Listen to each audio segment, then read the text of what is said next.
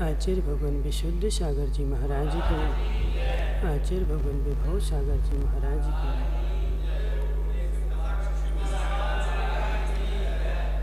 मनुष्यों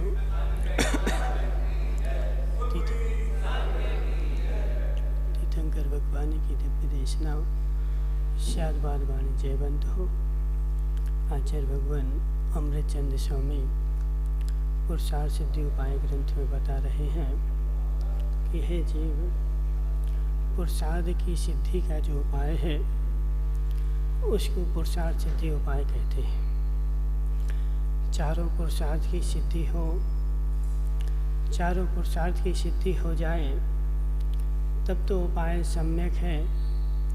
और यदि पुरुषार्थों की सिद्धि ना हो, अर्थ की सिद्धि ना हो,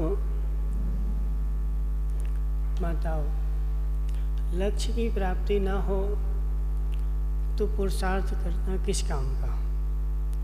और जो पुरुषार्थ किया है वह उपाय सम्यक है कि मिथ्या है, समझ रहे ना। जो हमने उपाय किया है पुरुषार्थ की सिद्धि के लिए वह हमारा उपाय सम्यक है कि मिथ्या है। यदि लक्ष्य की सिद्धि ना हो मनसुख लाल जी, लक्ष्य की सिद्धि ना हो तो वह हमारा उपाय करना भी मिथ्या है। इसलिए आचार्य भगवान समझा रहे हैं कि ग्रंथ लिखने का प्रयोजन क्या है। तो ग्रंथ लिखने का जो प्रयोजन है वह मात्र इतना है कि हमारा अशुभ उपयोग में न जा पाए, हम अशुभ उपयोग से बचे रहें और शुभ उपयोग में लगे रहें। शुभ उपयोग में लगे रहने के लिए हमने पुरुषार्थ सिद्धि उपाय ग्रंथ लिखा है। और जिसको भी अशुभ उपयोग से बचना हो, जिसको भी अशुभ उपयोग से बचे रहना हो और शुभ में लगे रहना हो, सुबह इस ग्रंथ को पढ़े, ठीक है ना। तो आचार्य भगवान क्या बोल रहे हैं कि जैन सिद्धांत के रहित विदित कर लिए जाएं, बिना जैनागम समझे तथा उसकी कथन पद्धति को प्रमाण में लिए बिना भी ग्रंथ रचयिता की स्वतंत्र की गई ग्रंथ रचना प्रमाण की कोटि में नहीं आ सकती। जब तक तुमने ग्रंथों को समझा नहीं है, ग्रंथ को जाना नहीं है और ग्रंथ को जाने बिना ग्रंथ रचने बैठ गए। मनसुख लाल जी, ग्रंथ को जाने बिना और ग्रंथ लिखने बैठ गए तो वह तुम्हारा जो ग्रंथ है वह प्रमाण की कोटि में नहीं आएगा, वह प्रमाण की कोटि में नहीं आएगा। क्यों नहीं आएगा प्रमाण की कोटि में? क्योंकि उसमें अव्याप्ति, अतिव्याप्ति और असंभव नाम के कई दोष लग जाएंगे। बताओ, अव्याप्ति, अतिव्याप्ति और असंभव नाम के 3 दोष होते हैं। सो तुमने प्रमाण को तो जाना नहीं और उपाय करने बैठ गए, तो बिना प्रमाण को जाने जो तुम्हारा ग्रंथ लिखा जाएगा उसमें जरूर कोई ना कोई दोष लगेगा। हितेश कोठारी जी, हितेश भाई मुंगानिया, तुम्हें बांसवाड़ा जाना है और बांसवाड़ा की रास्ता तुम्हें पता नहीं, समझ रहे ना। और बांसवाड़ा की रास्ता पता नहीं और बांसवाड़ा के लिए निकल गए, सो क्या होगा? बोले पहुँचेंगे तो कहीं ना कहीं तो पहुँचेंगे जरूर, लेकिन कहाँ पहुँचेंगे ये पता नहीं है। यह हमें पता नहीं कि हम कहाँ पहुँचेंगे। क्यों? क्योंकि रोड है ना, तो रोड बनी हुई है तो कहीं ना कहीं तो जाएगी जाएगी, लेकिन लक्ष्य की ओर ले जाए तब तो जाना कार्यकारी है। और यदि लक्ष्य की ओर नहीं जा रहे तो जाना कार्यकारी नहीं है। इसलिए आचार्य भगवान बोल रहे हैं कि हे जीव, यह ग्रंथ शुभोपयोग में लगे रहने के लिए है और इसका लिखना भी शुभोपयोग में लगे रहने के लिए है। यदि ग्रंथ पढ़ते पढ़ते अशुभोपयोग की प्राप्ति हो रही है तो ग्रंथ पढ़ने का तुम्हारा कोई भी मतलब नहीं है। ग्रंथ पढ़ते पढ़ते यदि अशुभ में जा रहे, ग्रंथ पढ़ते हुए भी कषाय की उपलब्धि हो गई, कषाय की वृद्धि हो गई, तो यह तुम्हारे पुरुषार्थ सिद्धि का उपाय नहीं है, यह तो तुम्हारा पुरुषार्थ मिथ्या हो गया। समझना। इसलिए अजित भाई, धर्म करो, लेकिन धर्म का उद्देश्य क्या हो? धर्म का उद्देश्य क्या हो कि धर्म के उद्देश्य की प्राप्ति हो जाए, अशुभ में ना जा पाए। और यदि अशुभ में जाते हैं तो धर्म प्राप्ति का कोई भी हमारा लक्ष्य संभव नहीं है। ठीक है ना। तो इस प्रकार आचार्य भगवान ने यहाँ पर बताया है कि मेरे ग्रंथ लिखने की सिद्धि क्या है कि मेरे चारों पुरुषार्थ, धर्म, अर्थ, काम और मोक्ष, जो चार पुरुषार्थ हैं, इन चार पुरुषार्थों की सिद्धि धर्म पुरुषार्थ को सबसे पहले रखा गया है। चार पुरुषार्थों में माताओं किसको पहले रखा? धर्म पुरुषार्थ को पहले रखा है। धर्म पुरुषार्थ को पहले क्यों रखा? बाद में रखते थे ना। समझ रहे हैं?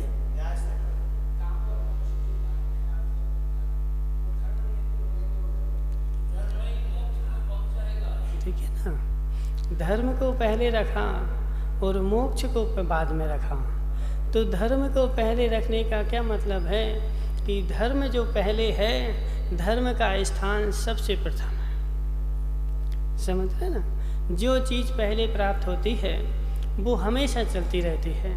जो तुमने सेठ जी साहब पहली क्लास में जो पढ़ा हुआ था, पहली क्लास में जो पढ़ा था, वो तुम्हें आज याद है कि भूल गए हैं? याद है ना।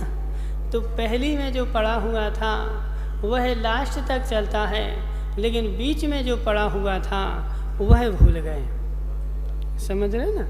इसलिए जो पहली चीज़ है उस पहली चीज़ को लास्ट तक ले जाना है।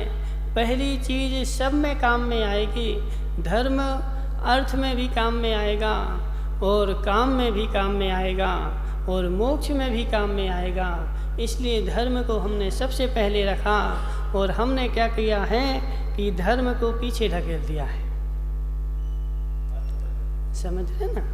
हमने क्या किया है, आज हमने मुख्य किसको कर दिया है? अर्थ को और काम को हमने मुख्य कर दिया है और धर्म को जो है मोक्ष के पीछे ढकेल दिया है कि धर्म हम कब करेंगे? बोले जब मोक्ष में चले जाएंगे तो धर्म करेंगे। समझ रहे ना। धर्म कब करेंगे? धर्म कब करेंगे? 60 वर्ष के हो जाओ कोई निश्चित नहीं है। समझ रहे ना। 60 के हो जाओ तो कोई निश्चित नहीं है। और धर्म में तुम 60 के लिए बैठे हो, इसका मतलब है कि ना तुम्हारा 60 में होने वाला है और ना 8 में होने वाला है। क्यों नहीं होने वाला? क्योंकि जिस चीज़ की महत्वपूर्णता समझ में आ जाए, जिसका महत्व समझ में आ जाए और उसके लिए हम एक दिन भी बैठे रहें तो अभी हमने महत्व नहीं समझा उसका। हितेश भाई समझ रहे ना। तुम्हें कोई व्यापार बता दे कि यह व्यापार करो और इस व्यापार करोगे तो तुम्हें इतनी मुनाफा होगी, और उसका यदि तुम्हें विश्वास हो जाए कि इस व्यापार में मुनाफा होगी, तुम कितने दिन बाद करोगे? समझ रहे ना। तुरंत उसको एक दिन भी लेट नहीं होंगे, उसका व्यापार आज से ही शुरू हो जाए। क्यों? क्योंकि एक दिन यदि लेट हो गए, एक दिन लेट हो गए तो इतना घाटा लग जाएगा। ऐसे धर्म जो है, धर्म का अभी हमने मर्म समझे ही नहीं है। अभी तो हम जो धर्म करते हैं वह या तो कुल परंपरा से करते हैं या भय से करते हैं या लोक लाज से करते हैं। समझ रहे ना। अब अजित भाई मंदिर आ गए, बोले अब हम समाज के अध्यक्ष, हम नहीं जाएं तो को का कहे। समझ रहे ना। बोले हम मंदिर नहीं जाएंगे तो को का कहे कि देखो अध्यक्ष हो गए मंदिर नहीं आए। सो बोले मंदिर तो जाना ही पड़ता है। संदीप भाई मंदिर तो जाना ही पड़ता है। बोले जैन कुल में जन्म लिया, जैन हो गए, अब जैन होके यदि मंदिर नहीं जाओगे तो हम कोई का कहे। इसलिए हम मंदिर जाते हैं। किसके लिए? बोले जैन है ना, इसलिए मंदिर जाते हैं। समाज के प्रतिष्ठित व्यक्ति है ना, इसलिए मंदिर जाते हैं। जैन कुल में जन्म लिया है, इसलिए मंदिर जाते हैं। लेकिन अभी यह मंदिर में जाना कार्यकारी नहीं है। मंदिर में जाना कार्यकारी नहीं है। क्यों नहीं है? क्योंकि तुमने जैन कुल में जन्म लिया से तुम जैन मंदिर जाते हो, और बेचारे ने हिंदू धर्म में जन्म लिया सो सांख मंदिर जाता है। उसकी क्या गलती है? उसकी क्या गलती है? उसने दूसरे मत में जन्म लिया सो वो दूसरे मंदिर जाता है, और तुमने जैन कुल में जन्म लिया सो तुम जैन मंदिर आते हो। उसमें ना तुम्हारी गलती है, ना उसकी गलती है, और ना तुम्हारे पास कोई विशेषता है। निमेश पंडित जी, ना तुम्हारे पास कोई विशेषता है। क्यों? क्योंकि तुम मात्र कुल परंपरा के लिए मंदिर आ रहे हो कि हमारे कुल में जैन धर्म पाला जाता है माताओं, इसलिए हम जैन मंदिर आते हैं। तो तुम्हारा अभी धर्म शुरू हुआ ही नहीं है। अभी तुमने धर्म को जाना ही नहीं है। अभी तुमने धर्म को समझा नहीं है। धर्म जो है, धर्म तो कोई अन्य ही वस्तु है। धर्म क्या है? धर्म तो कोई अन्य वस्तु है। धर्म माताओं, धर्म जो है वो है आत्मा का स्वभाव है। धर्म मतलब स्वभाव, धर्म मतलब प्रकृति, धर्म मतलब शील।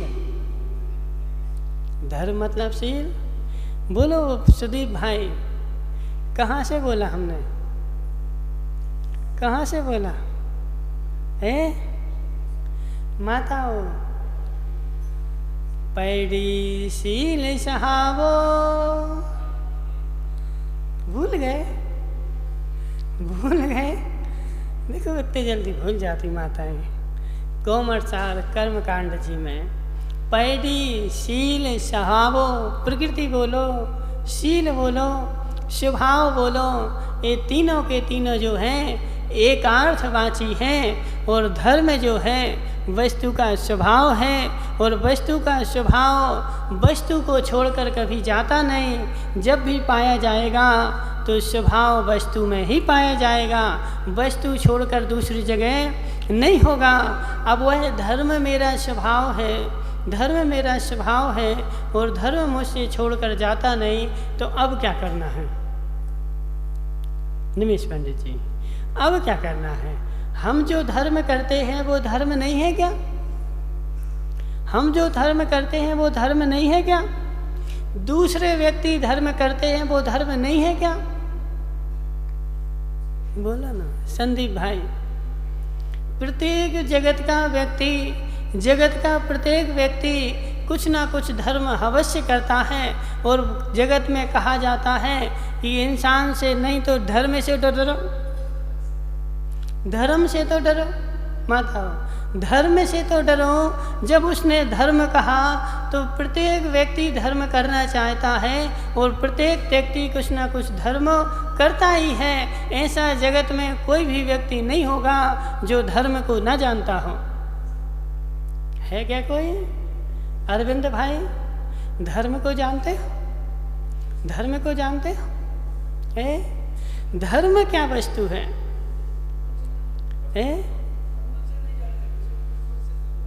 धर्म क्या वस्तु है? धर्म तो मेरा स्वभाव है।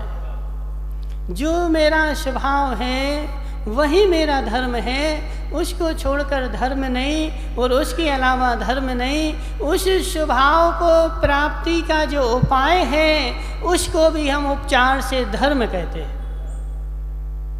ठीक है ना? उस प्राप्ति का जो उपाय है ना, उस प्राप्ति का जो उपाय है उसको हम उपचार से धर्म कहते हैं। जैसे निमेश पंडित जी, तुम बांसवाड़ा जा रहे थे, ठीक है ना? तुम बांसवाड़ा जा रहे थे। अब तुम यहाँ से बस में बैठे, तुम बांसवाड़ा जा रहे। अब किसी ने तुमसे पूछा तुम कहाँ जा रहे? समझ रहे ना? तुम कहाँ जा रहे? सो तुमने बोला हम कपड़े लेने जा रहे हैं। कहाँ जा रहे? कपड़े लेने जा रहे हैं। अब तुम बांसवाड़ा जा रहे हैं कि कपड़े लेने जा रहे हैं? हैं? समझ रहे ना? बांसवाड़ा जा रहे हैं कि कपड़े लेने जा रहे हैं? तुम जा तो रहे बांसवाड़ा और उससे क्या बोल रहे हैं कि कपड़े लेने जा रहे हैं। सो तुमने क्या किया, कारण में कार्य का उपचार लगा दिया। कारण में कार्य का उपचार लगा दिया। कार्य तो था हमारा बांसवाड़ा जाना और कारण था कपड़े लेने के लिए। समझ रहे ना? कारण था कपड़े लेने के लिए और कार्य था बांसवाड़ा जाना।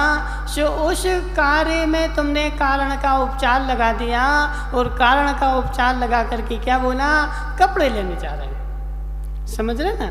ऐसे हमारा लक्ष्य क्या है? लक्ष्य क्या है? लक्ष्य तो हमारा मोक्ष है। और मोक्ष है, मोक्ष मतलब है, मोक्ष मतलब बोलो मनसुख लाल जी। मोहनीय कर्म को क्षय करने का उपाय है। ये परिभाषा तुमने कहाँ पढ़ी? ये परिभाषा तुमने कहाँ पढ़ी? देखो तुमने क्या बोला, मोहनीय कर्म को क्षय करने का उपाय। संदीप भाई बोलो ना, ये परिभाषा कहाँ लिखी? सुदीप भाई तुमने पढ़ी ऐसी परिभाषा? मोहनीय कर्म को क्षय करने का उपाय तो शुद्धोपयोग है, शुद्धोपयोग है। और यदि शुद्धोपयोग मोक्ष हो जाएगा तो फिर 8, 9, 10, 11, 12, 13, 14 इतने गुण स्थानों का अभाव हो जाएगा। नहीं, शुरुआत की हम चर्चा नहीं कर रहे, शुरुआत की चर्चा नहीं कर रहे। सुनो पंडित जी, और यदि मोहनीय कर्म के 6 से भी मोक्ष होता तो 10वें गुणस्थान में मोहनीय कर्म का क्षय हो जाता है। फिर 12वां, 13वां, 14वां सब गुणस्थानों का अभाव हो जाता। समझ रहे ना? इन सब का अभाव हो जाता। और अभाव हो जाता ना तो कौन सा दोष आ जाता निमेश पंडित जी? अव्याप्ति दोष आएगा, अति व्याप्ति नहीं आएगा। क्यों? क्योंकि कोई 10वें गुणस्थान से मोक्ष जाएगा, कोई 14वें गुणस्थान से मोक्ष जाएगा। सो फिर 2 प्रकार का मोक्ष हो जाएगा। सो हमारा लक्षण में अव्याप्ति नाम का दोष लग जाएगा, हमारा लक्षण किंचित घटित होगा। लेकिन ऐसा होता नहीं है। मनसुख लाल जी तुम्हारी परिभाषा गलत है। समझ रहे ना? मोक्ष मतलब बताओ कोई है? मोहिनी कर्म का 6, 4 कर्म को नष्ट करना। देखो 4 कर्मों को नाश करना मोक्ष है क्या माता? केवल ज्ञान प्राप्त करना मोक्ष है क्या?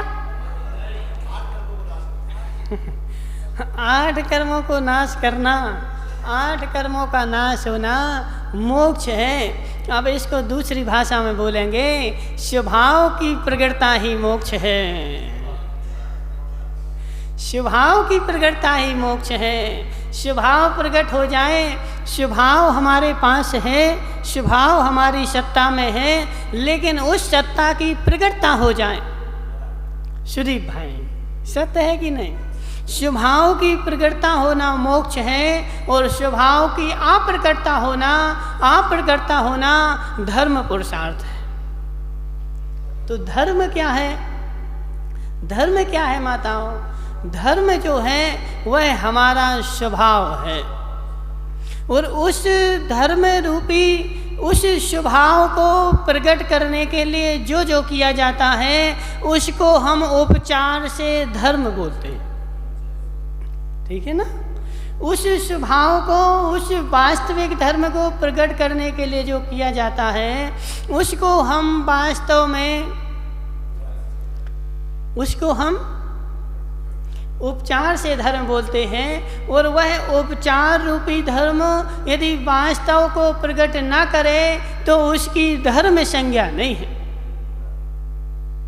उसकी धर्म संज्ञा नहीं है, उसमें कहीं ना कहीं कुछ दोष है, उसमें कहीं ना कहीं कुछ त्रुटि है, उसमें कहीं ना कहीं हमने धोखा किया है। इसलिए हितेश भाई, तुम धर्म करते कि नहीं करते हैं? धर्म नहीं करते, धर्म नहीं करते तो करो ना फिर। धर्म करते कि नहीं करते? सुदीप भाई, धर्म करते कि नहीं करते? नहीं करते धर्म, धर्म नहीं करते। उपचार अजित भाई, वही उपचार है, वही उपचार कार्यकारी है जो वास्तविक की ओर ले जाए, जो वास्तव की ओर ले जाए, वही उपचार है। और जो उपचार यदि वास्तव को न करा जाए तो वो उपचाराभास है। निमेश भाई, सत्य है कि नहीं है? यदि उपचार वास्तव की ओर न ले जाए, उपचार से वास्तव की प्राप्ति ना हो, तो उस उपचार को उपचार नहीं कहते, उसको उपचाराभास कहते हैं। इसलिए हम धर्म तो कर रहे हैं, धर्म तो कर रहे हैं, समझ रहे ना? सुनो पंडित जी, व्यवहाराभास जब आएगा, जब वह व्यवहार को ही सब कुछ मान लेगा, समझ रहे ना? लेकिन यह जो है ना, यह निश्चय को भी लेकर चल रहा है, व्यवहार को भी लेकर चल रहा है, लेकिन उसने ना भी निश्चय को जाना है, ना व्यवहार को जाना है, मात्र वह धर्म कर रहा है, समझ रहे ना? वह धर्म कर रहा है और उस धर्म से उस वास्तविकता को पाना चाह रहा है, उस धर्म से वास्तविकता को पाना चाह रहा है। लक्षण से लक्ष्य की प्राप्ति ना हो तो लक्षणाभास, लक्षण से लक्ष्य की प्राप्ति ना हो माताओं तो लक्षणाभास, समझना? संदीप भाई से हमने बोला गया, संदीप भाई एक ऐसा कुत्ता पकड़ के लाओ, एक ऐसा कुत्ता पकड़ के लाओ जिसके 2 कान हो, समझना? एक ऐसा कुत्ता पकड़ करके लाओ जिसके 2 कान हो। निमेश पंडित जी, तुमने लक्षण क्या बनाया? जिसके 2 कान हो, तो जिसके 2 कान हो ऐसा कुत्ता पकड़ के लाओ, तो क्या तुम अपने लक्ष्यभूत कुत्ते को पकड़ पाओगे? बोलो ना, तुम क्या लक्ष्यभूत कुत्ते को पकड़ पाओगे? नहीं पकड़ पाओगे। क्यों?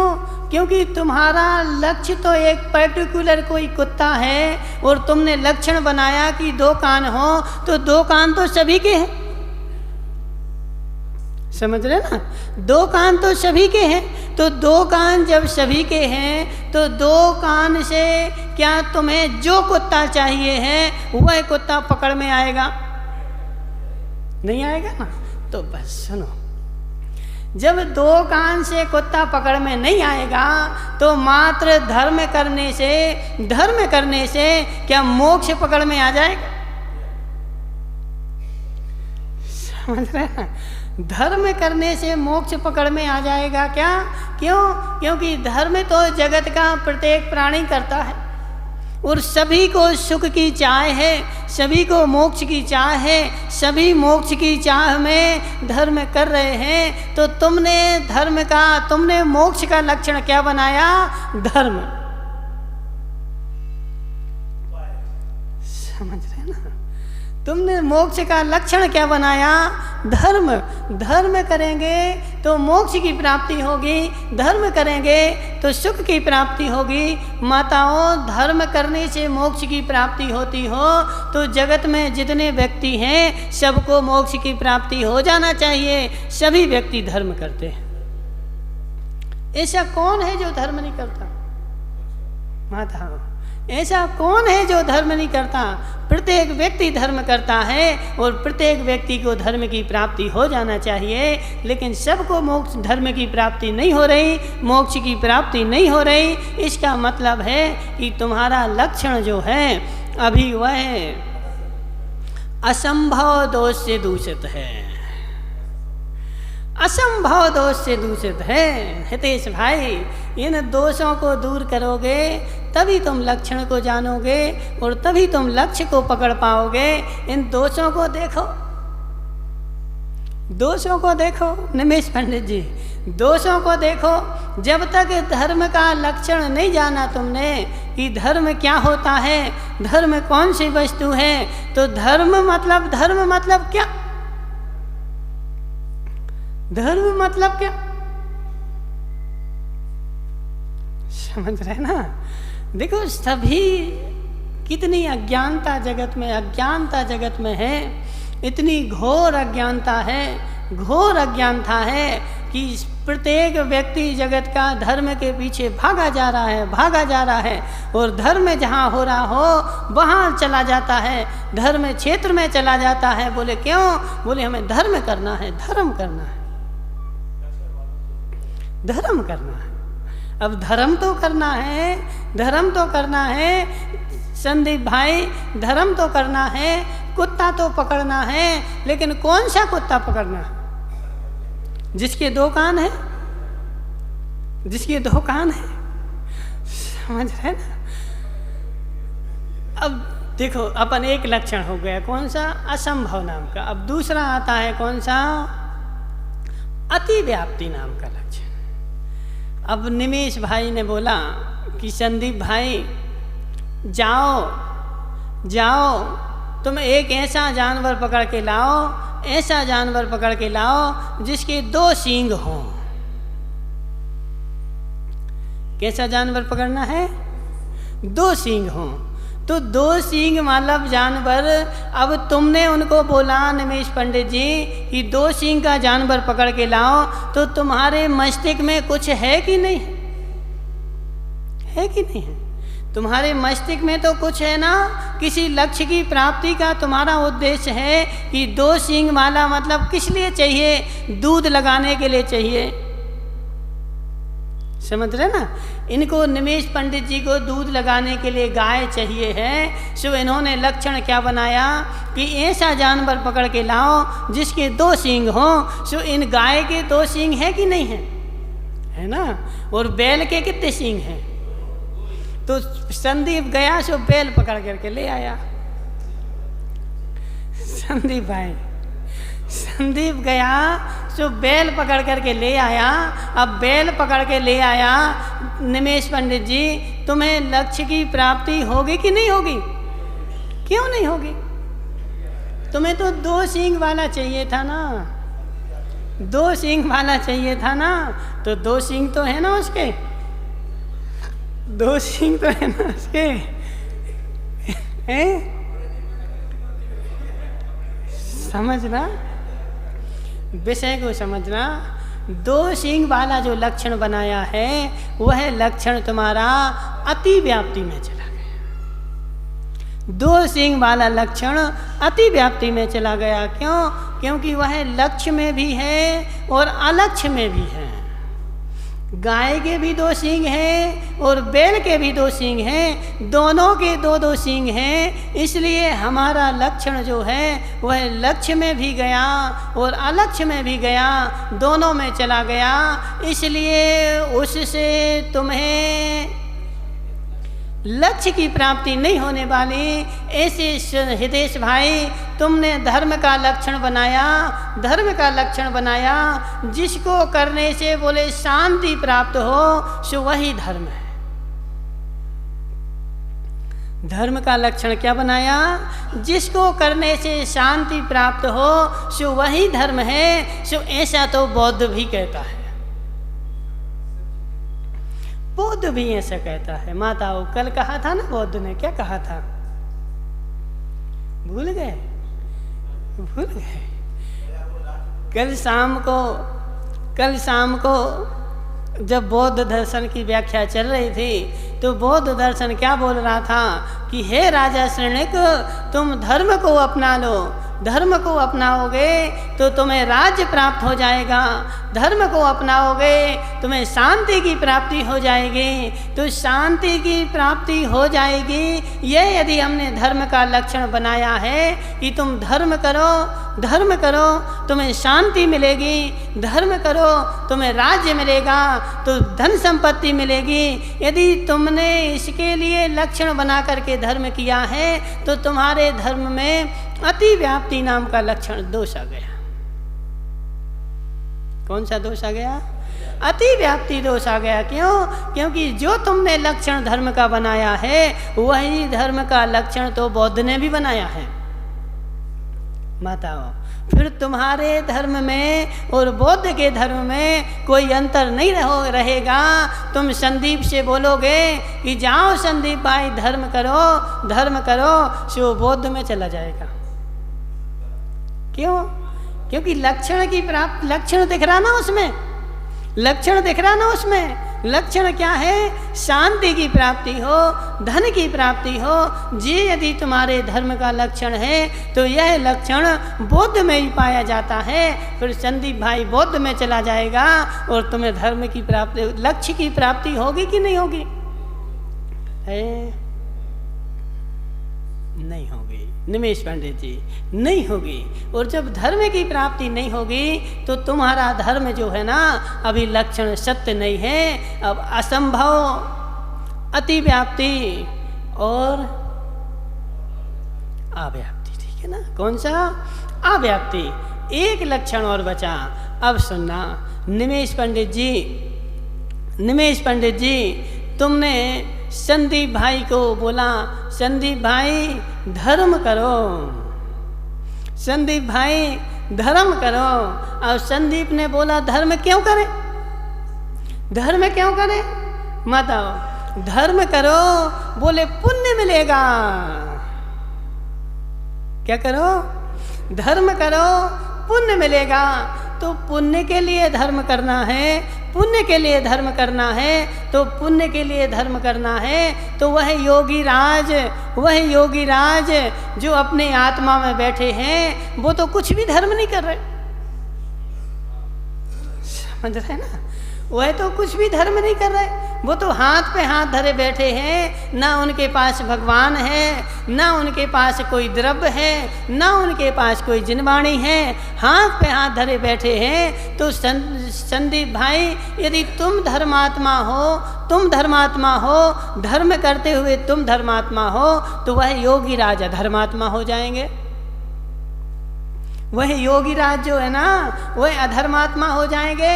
क्यों? क्योंकि शुद्धोपयोग में जो मुनिराज बैठे हैं वो किंचित मात्र भी पुण्य का बंध नहीं करते हैं। शुद्धोपयोग में बैठे मुनिराज पुण्य का बंध नहीं करते। तो तुमने यदि पुण्य का बंध धर्म का लक्षण बनाया है तो वह मुनिराज अधर्मात्मा हो जाएंगे, मुनिराज अधर्मात्मा हो जाएंगे और तुम्हारे लक्षण में अव्याप्ति नाम का दोष आ जाएगा। घटित करो निमेश पंडित जी, कब तक तुम उन गायों के ऊपर घटित करते रहोगे? खंडी गाय, मुंडी गाय, काली गाय, चितकबरी गाय, उन गायों के ऊपर कब तक तुम लक्षणों को घटित करते रहोगे? अपनी वस्तु, अपने लक्ष्य, लक्षण जहाँ भी पाया जाता है वहाँ यह 3 लक्षण होने ही चाहिए। इसलिए प्रत्येक वस्तु में इन 3 लक्षणों को घटित करके देखो। यदि यह दोष आते हैं, यह दोष पाए जाते हैं तो वह हमारा लक्षण सत्य नहीं है। पुण्य की प्राप्ति होगी हितेश भाई, पुण्य की प्राप्ति होगी। धर्म करो, धर्म करो माताओं, पुण्य की प्राप्ति होगी। पुण्य की प्राप्ति के लिए धर्म करते हो, पुण्य की प्राप्ति के लिए धर्म करते हो तो तीनों दोष आ जाएंगे। एक ही लक्षण में तीनों दोष आ जाएंगे। बोले हाँ, कैसे आ जाएंगे? पुण्य की प्राप्ति होगी धर्म करो, पुण्य की प्राप्ति होगी धर्म करो। सो पुण्य की प्राप्ति के लिए तुम धर्म कर रहे हो, सो एक तो पहला आ गया अव्याप्ति, क्योंकि लक्ष्य की प्राप्ति नहीं होगी। लक्ष्य की प्राप्ति तो उसको होती है जो पुण्य की प्राप्ति नहीं करता है। इसलिए अव्याप्ति नाम का दोष आ गया, और इसी में अति व्याप्ति नाम का दोष लगा दे मनसुख लाल जी। धर्म करो पुण्य होगा, धर्म करो पुण्य होगा, तो इसी तुम्हारे ही धर्म से पुण्य होगा कि पुण्य अन्य को भी होगा? बोलो ना निमेश पंडित जी, तुम्हारे ही धर्म को पुण्य होगा कि पुण्य अन्य को भी होगा? बोलो ना। कौन से धर्म का अनुसरण करेगा? जो धर्म का अनुसरण नहीं करेगा उसको पुण्य नहीं होगा। जो तुम्हारे धर्म को अनुसरण नहीं करेगा उसको पुण्य नहीं होगा क्या? हाँ ना बोलो ना। आज वो नहीं आया, शास्त्री नहीं आया। शास्त्री कहाँ गया? अंकेश शास्त्री कहाँ गया? अच्छा एग्जाम है। वो एक शास्त्री पीछे बैठा। बोलो शास्त्री जी, समझ रहे ना? तो जो तुम्हारे धर्म को नहीं जानता, किसी भी धर्म को नहीं जानता, धर्म का उसने कभी नाम ही नहीं सुना, क्या उसको पुण्य का बंध नहीं होगा? समझ रहे ना? यदि उसको पुण्य का बंध नहीं होगा, उसको पुण्य का बंध नहीं होगा, तो बेचारा निगोदिया जीव कभी भी निगोद पर्याय को नहीं छोड़ पाएगा। उसने तो कभी धर्म का नाम ही नहीं सुना, उसकी तो बेचारे के कान ही नहीं है, फिर भी वह निगोदिया पुण्य बंद करके और निगोद पर्याय को छोड़कर त्रस पर्याय में और मनुष्य पर्याय में आ जाता है। इसलिए तुमने धर्म का लक्षण बनाया कि धर्म करो पुण्य होगा, तो यह तुम्हारा अति व्याप्ति दोष से दूषित हो गया है। समझ रहे ना? अति व्याप्ति दोष से दूषित हो गया। और तीसरा बताए ना, असंभव। धर्म करो पुण्य होगा, धर्म करो पुण्य होगा, लेकिन पुण्य किस लिए होगा? पुण्य किस लिए होगा? सुख के लिए कि दुख के लिए कि लक्ष्य मोक्ष प्राप्ति के लिए? मोक्ष प्राप्ति के लिए पुण्य की आकांक्षा है तो तुम्हारा असंभव दोष से दूषित है। पुण्य करने से कभी भी मोक्ष की प्राप्ति, अति व्याप्ति, अव्याप्ति, असंभव, तीनों दोष आ गए। अब जब तीनों दोष आ चुके हैं, तीनों दोष लग चुके हैं, तो अब लक्ष्य की प्राप्ति होगी क्या? तुम्हारा लक्षण दूषित हो गया है, तुम्हारा लक्षण दूषित हो चुका है। अब जब लक्षण दूषित हो चुका है तो लक्ष्य की प्राप्ति नहीं होने वाली। अब आचार्य भगवान यहाँ पे क्या कहते हैं कि धर्म, अर्थ, काम और मोक्ष चार पुरुषार्थों की ऐसी सीढ़ी है कि पहले धर्म होगा, फिर अर्थ होगा, फिर काम होगा, फिर मोक्ष होगा। तो पहले धर्म होगा तब तीनों आगे के मिलेंगे, और जब तक धर्म नहीं हो रहा है तो तीन आगे के मिलने वाले नहीं हैं। तो धर्म आखिर में वस्तु क्या है? धर्म आखिर में चिड़िया क्या है? समझ रहे हैं? कौन सी चिड़िया है, कौन सी वस्तु है वह धर्म? कहाँ जाएं हम, कहाँ जा कर के उस धर्म को पकड़ लें? निमेश पंडित जी, कहाँ जाएं उस धर्म को पकड़ लें? उस धर्म को यदि पकड़ना है तो धर्म को पहले जानना पड़ेगा। धर्म को जानो, धर्म को मानो और फिर धर्म को पकड़ो। धर्म को पकड़ोगे तो सुख शांति की भी प्राप्ति होगी और मोक्ष की प्राप्ति होगी। बोले शांतिनाथ भगवान की।